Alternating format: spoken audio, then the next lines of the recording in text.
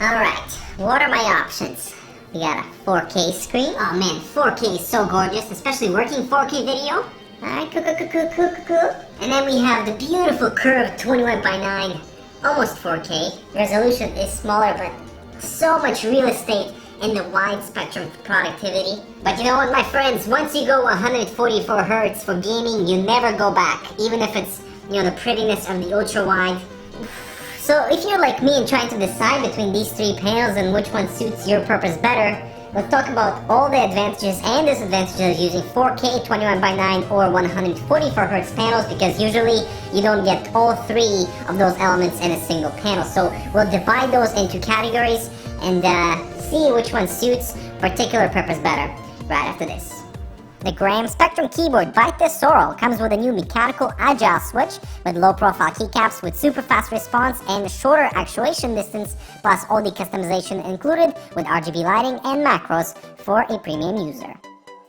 Okay, so let's start with what I've been using as my main screen for the last year, and it's the 27-inch 4K LG 27UD88. That is my primary work monitor on which I do everything.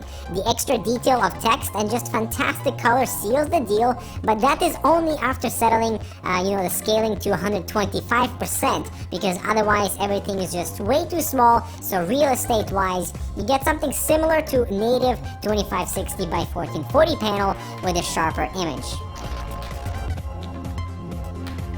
And we've all heard the following: get the 4K panel if you're into any creative work, but why is nobody mentioning scaling issues in Windows in some of the most common apps used in that industry like Adobe Photoshop?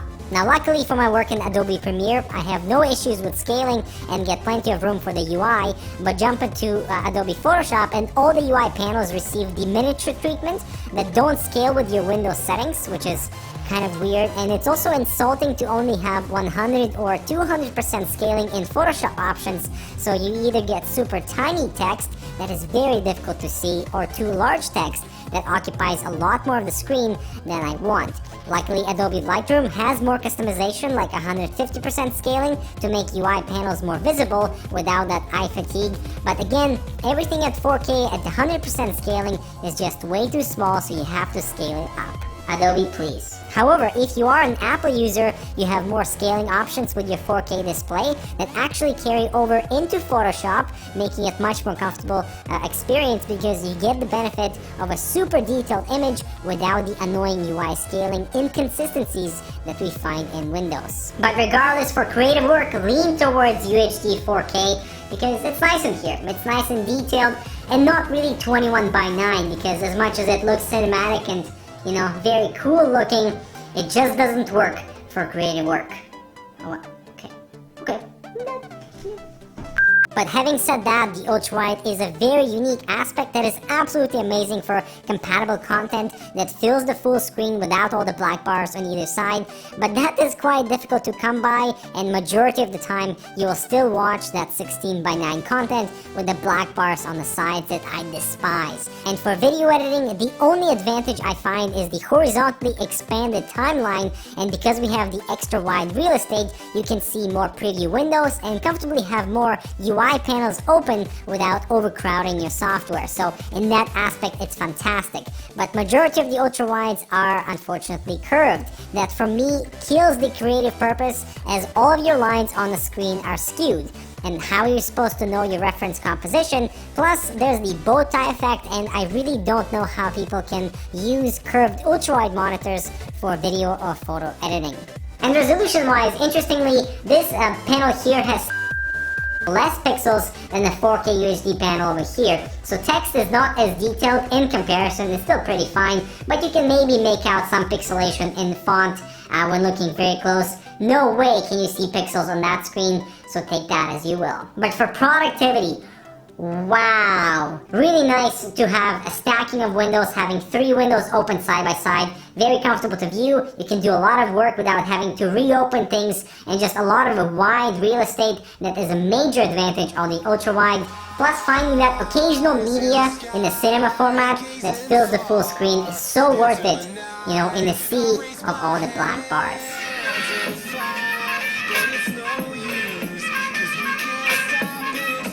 So So then where do 144Hz monitors fit within this conversation? And this is where gaming is dominated by the high refresh rate panels. Seriously, once you go 144Hz, you never go back. And if you do, it's just like, meh.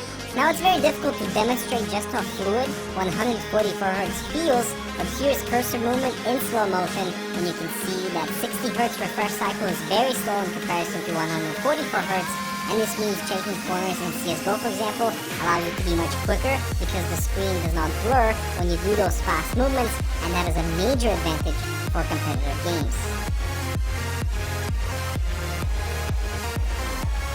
And in particular, when returning to my 60Hz panel, I felt that the cursor movement was very sluggish, but 4K gaming is kind of overrated anyway, in my opinion, so it's very demanding on your system, and regardless, I would choose 2560 by 1440p anyway, so that it's like that sweet spot for the resolution, you let them squeeze extra image quality instead.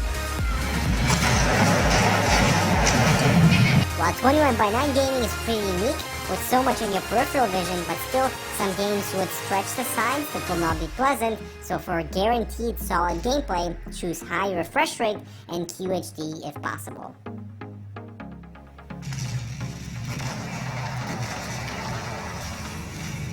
Alright, so let's conclude this conversation, and 4K UHD is awesome on a Mac. It's excellent on Windows, provided your applications can follow your Windows set scalings, not like Photoshop. But why would you want to game at 4K? I would prioritize on higher refresh rate and good quality panel first, and then choose your resolution as the last deciding factor, based on your available budget and stuff like that.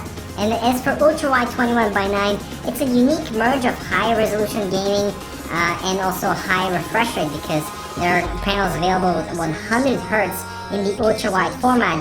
That is very unique, but they're really expensive, so I would focus on the ultra-wide format to be targeted for productivity with something that does not intersect creative work. So yeah, I hope that helps. Let me know if you agree with my generalization between the usage for 144Hz, 21:9, or 4K.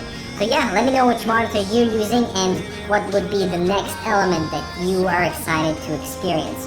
Let me know in the comments down below. I'm Dmitry with ALUCARD. Thanks so much for watching. I'll see you in the next video, and don't forget to subscribe.